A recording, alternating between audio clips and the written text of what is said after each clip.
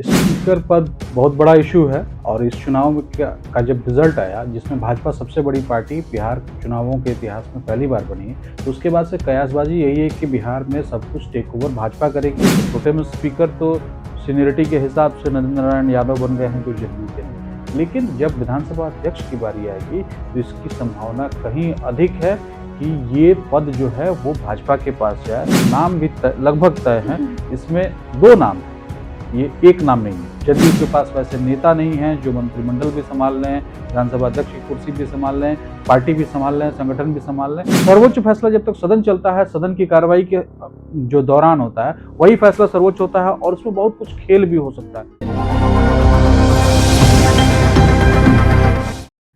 बिहार में चुनाव हुआ, 20 तारीख को मुख्यमंत्री ने 10वीं बार सीएम पद की शपथ ली, लेकिन अब ऐसा कहा जा रहा है कि पहले से डील हो गया था, पूरा प्लानिंग प्लॉटिंग, नीतीश कुमार को सीएम रखेंगे लेकिन ताकत सब अपने पास रखेंगे। लेकिन नीतीश कुमार इतने आसान नहीं है जितने ये भाजपा के लोग समझ रहे हैं। ठीक है, आप पूरे बहुमत के साथ आ गए हैं, लेकिन बिहार में अगर बात होगी तो नीतीश कुमार की होगी। चर्चा करेंगे अब गृह मंत्रालय लेने के बाद भाजपा स्पीकर पद के लिए, ताकि हम एक तो यहाँ पे मजबूत हो गए, अच्छे अच्छे हैवी अलॉटेड जो पद है वो ले लिए, और जो स्पीकर पद है वो भी हमारे पास आ जाए ताकि सदन में भी हम मजबूत हो जाए। चर्चा करेंगे सर कैसे देख रहे हैं नीतीश कुमार के, अब जो 20 साल से उन्होंने कभी नहीं छोड़ा, गृह मंत्रालय भी भाजपा ले लिया, अब बोल रही है स्पीकर पद भी दे दीजिए। स्पीकर पद बहुत बड़ा इशू है और इस चुनाव में का जब रिजल्ट आया जिसमें भाजपा सबसे बड़ी पार्टी बिहार चुनावों के इतिहास में पहली बार बनी है, तो उसके बाद से कयासबाजी यही है कि बिहार में सब कुछ टेक ओवर भाजपा करेगी। भले ही उसने सीएम नीतीश कुमार को रखा हो, लेकिन कोशिश उसकी भाजपा की यही है कि हम लीड करें। ये लीड कैसे करेंगे इसने दिखा भी दिया कि मंत्रियों की संख्या अधिक है, मंत्रियों की संख्या लगभग डबल है, थोड़ी कम है लेकिन 1.5 गुने से अधिक है। और मंत्रियों की संख्या अधिक होने के साथ में भाजपा ने होम मिनिस्ट्री जो पहली बार ले ली, इसके बाद से लगा कि नहीं, भाजपा ही सब कुछ लीड करेगी। करना तो पहले से चाहती है, लेकिन इस बार उसे लीड करने का स्पेस नीतीश कुमार दे रहा है। तो इसी के कारण ये चर्चा है कि भाजपा एक बार फिर नीतीश कुमार से विधानसभा अध्यक्ष का पद भी लेगी, जिसका चुनाव 2 तारीख को सदन के दूसरे दिन होने वाला है।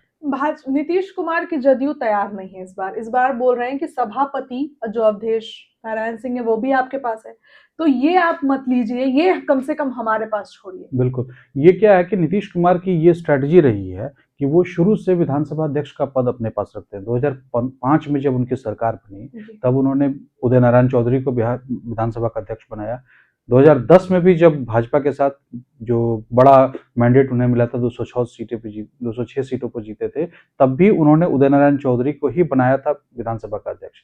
लेकिन 2015 में जब भाजपा अलग हो गई और ये नीतीश कुमार ने राजद के साथ मिलकर जब सरकार बनाई, तब भी उन्होंने ये पद नहीं छोड़ा। राजद की सीटें अधिक थी लेकिन पद नहीं छोड़ा, विजय कुमार चौधरी बने और विजय कुमार चौधरी बीच में भाजपा आ गई तब भी उन्होंने कंटिन्यू किया। 2020 तक विधानसभा अध्यक्ष विजय कुमार चौधरी रहे। लेकिन 2020 का चुनाव हुआ, वहां से खेल बदलने लगा। वहां से खेल ऐसे बदला कि पहली बार नीतीश कुमार ने ये पद छोड़ दिया। विधानसभा अध्यक्ष का पद जो है विजय सिन्हा के पास चला गया और विजय सिन्हा उस पद पर रहे और 2022 तक, जब तक भाजपा सरकार में रही, विधानसभा के अध्यक्ष विजय सिन्हा ही रहे। लड़ाई भी हुई थी बिल्कुल, हाँ, वो उस चीज को लेकर लड़ाई भी हुई, सब कुछ हुआ, लेकिन विधानसभा अध्यक्ष के पद पर वही बने रहे।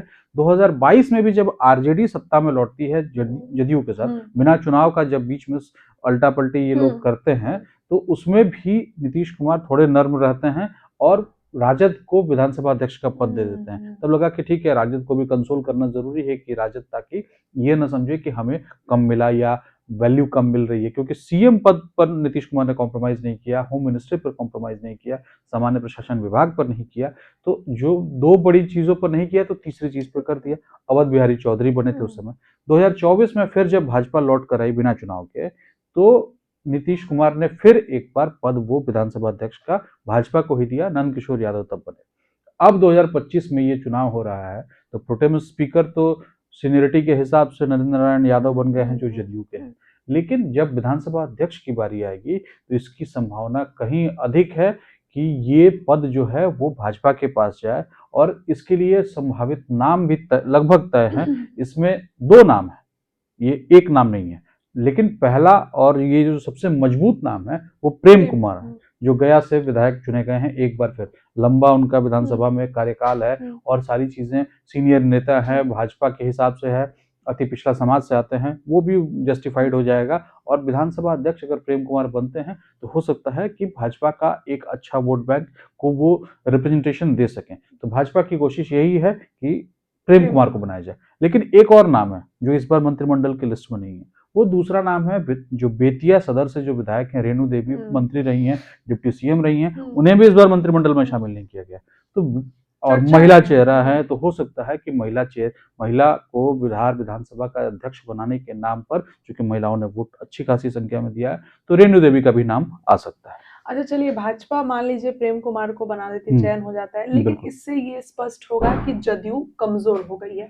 नीतीश कुमार की पार्टी जदयू बिहार में हमेशा से एक मजबूत पार्टी बन के रही है। 43 सीटों जब आई तभी भी नीतीश कुमार के पास गृह मंत्रालय था। अब तो इतनी सीटें आई तो गृह मंत्रालय भाजपा ने ले लिया। अब अगर स्पीकर पद भी छोड़ते हैं तो कहां से जदयू का अपना बनेगा कुछ बिहार में? जदयू का अपना तो नहीं बन पाएगा, इसलिए क्योंकि नीतीश कुमार की पार्टी बहुत अधिक सीटें लाकर भी 84 के आसपास सीट्स हैं, और अब ये भी हो सकता है कि कुछ सीटें बढ़ जाए, किसी को अपने में मिला लें। कौन मिलाएंगे ये तो बाद में देखा जाएगा।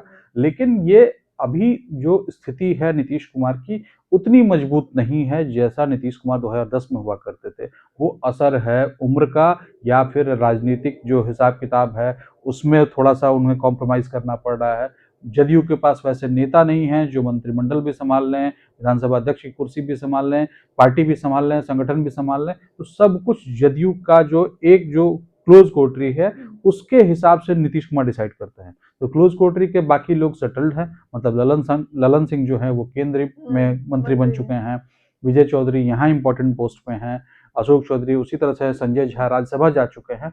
तो इनके पास वैसा कोई फेस नहीं है जिसको वो बिहार विधानसभा का अध्यक्ष नियुक्त कर सके, क्योंकि बिहार विधानसभा का अध्यक्ष या किसी भी विधानसभा का अध्यक्ष जो होता है वो काफी अथॉरिटी वाला पोस्ट होता है, उसको सदन चलाना पड़ता है। उसी मजबूती के जो फैसला होता है सर्वोच्च फैसला जब तक सदन चलता है, सदन की कार्रवाई के जो दौरान होता है वही फैसला सर्वोच्च होता है, और उसमें बहुत कुछ खेल भी हो सकता है, जरूरत पड़ने पर खेल भी हो सकता है। लेकिन वो खेल करेगा कौन?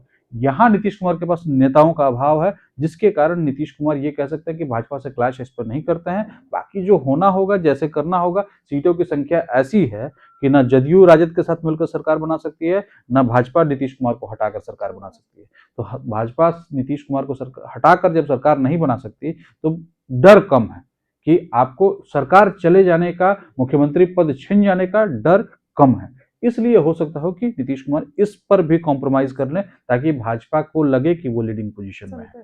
बाकी तो नीतीश कुमार मुख्यमंत्री हैं, कभी भी विधानसभा बर्खास्त करने का मतलब उनके पास अधिकार है। उन्होंने किया भी है। 2013 में उन्होंने जब भाजपा से गठबंधन तोड़ा था तो उन्होंने जाकर राज्यपाल के पास इस्तीफा नहीं दिया था, उन्होंने अपने मंत्रिमंडल के भाजपा नेताओं को, इंक्लूडिंग सुशील मोदी, दिवंगत जो अभी हो चुके सुशील मोदी, उन्हें भी, जो उनके मित्र भी थे, उन्हें भी बर्खास्त किया था। बिहार में भाजपा के सभी मंत्रियों को नीतीश कुमार ने मुख्यमंत्री रहते हुए बर्खास्त किया था 2013 में, जब नरेंद्र मोदी को केंद्र जो भाजपा के केंद्रीय प्रचार समिति का प्रमुख चुना गया था, यानी कि पीएम कैंडिडेट वो बन रहे थे। तो नीतीश कुमार के पास पावर अभी भी है क्योंकि वो सीएम है, तो इसलिए विधानसभा अध्यक्ष के पद पर वो कॉम्प्रोमाइज कर सकते हैं।